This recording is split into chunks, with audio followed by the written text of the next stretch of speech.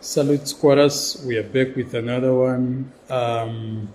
As we continue to engage about this issue of Floyd, the MKP SG visiting Malawi, spending time with his best friend, Prophet Bushiri. I just want us to zoom closer into what exactly are the charges leveled against Prophet Bushiri. You see, in South Africa, the level of corruption is so high to an extent that it's not actually all about what you have done, what crimes have you committed, but it's all about who do you know, from which position, to keep you out of jail. South Africa could have actually extradited that man long time ago. Let's not make excuses with Floyd this, Floyd that, and all of that.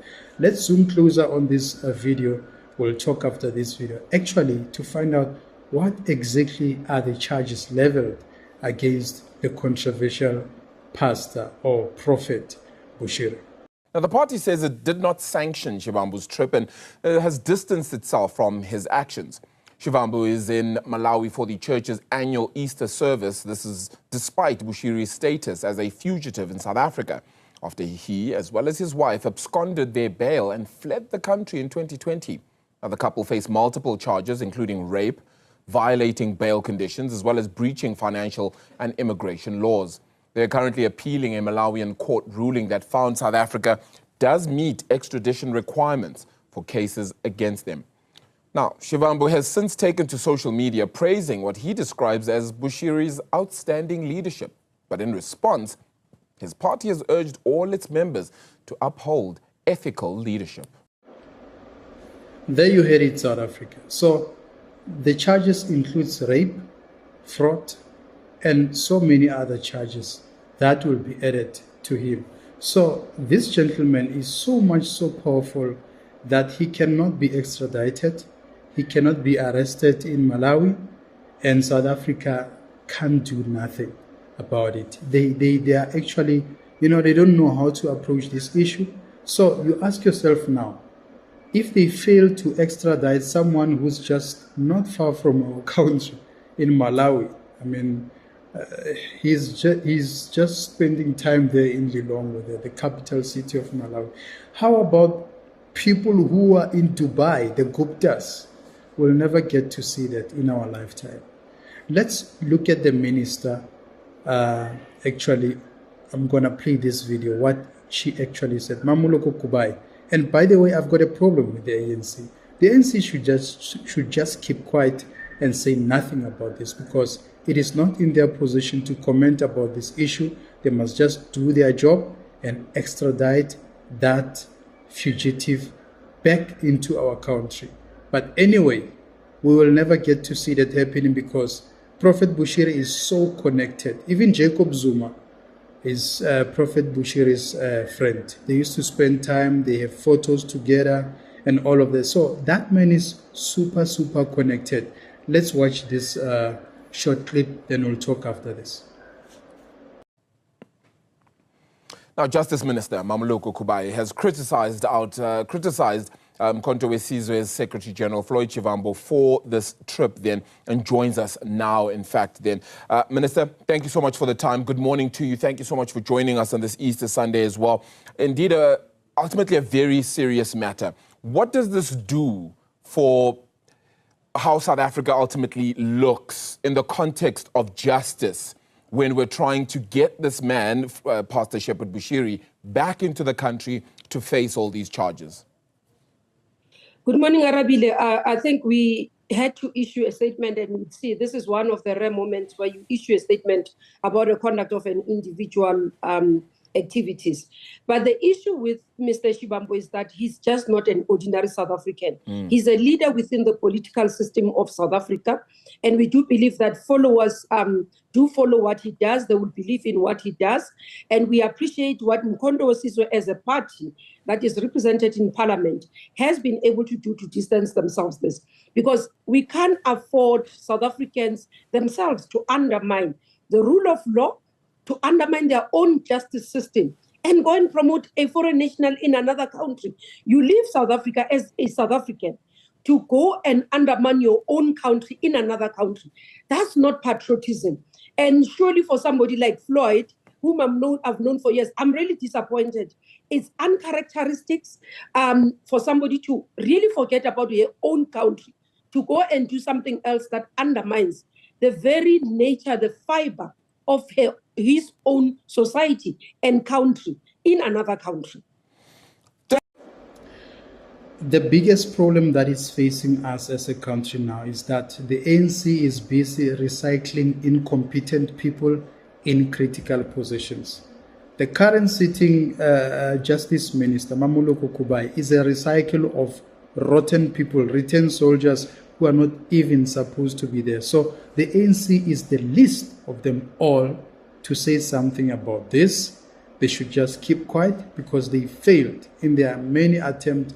I don't know what exactly have they tried, but anyway, people were questioning how did Prophet Bushiri sneak out of our country with his wife. That's the first question. Remember, we have got the kind of Grace Mugabe issue here. When Fikile Mbalula was still the police minister, Grace Mugabe came here to South Africa, assaulted a model, and all of a sudden, yeah, we are going to process Grace Mugabe. All of a sudden, Grace Mugabe is back in Zimbabwe. So this is the kind of shenanigans that we always have to witness as citizens, and you start wondering what exactly is going on here. Even this issue of Floyd going there, myself personally, I cannot say he broke any code of ethics. Even the MKP, they can't do nothing about this because remember, there's no code of ethics that will bind him not to see someone like Bushiri. He went there on his personal capacity. He was not wearing the MKP regalia.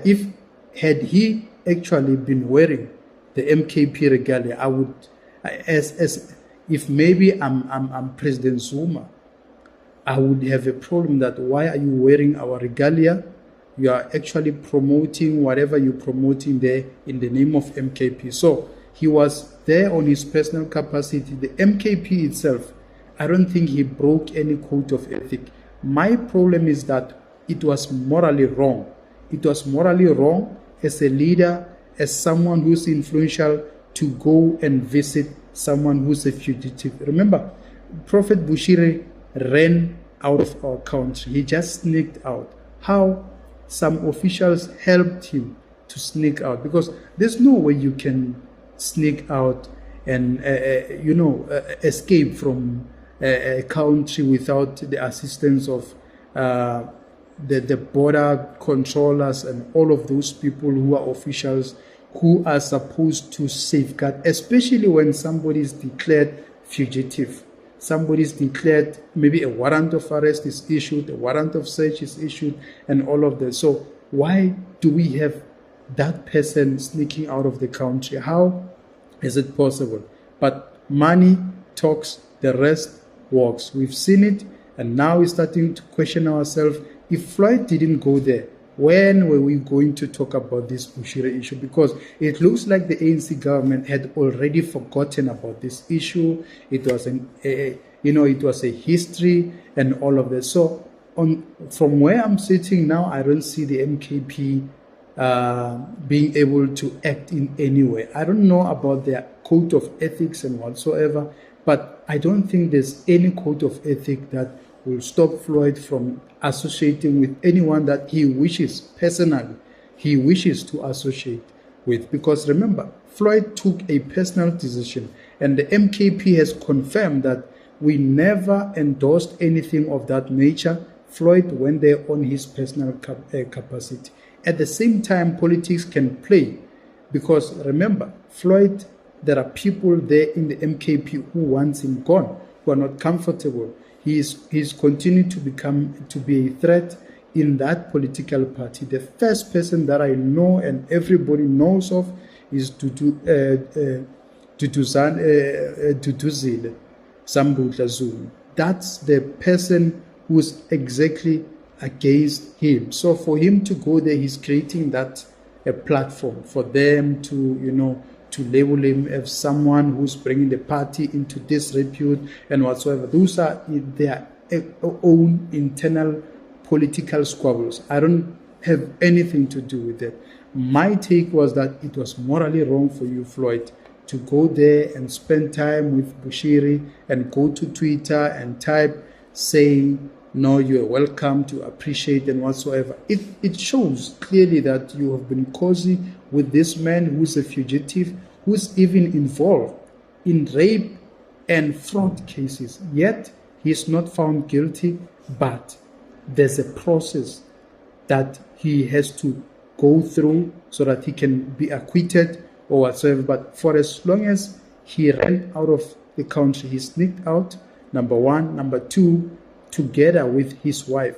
It raises so many questions without answer. So sometimes you cannot walk around groupies of gangsters and want to tell us that you're not a gangster.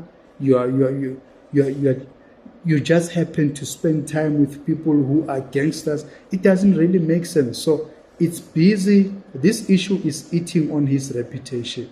It's causing a reputational damage on his image. And anyone who wants to attack Floyd will find him vulnerable because of this issue.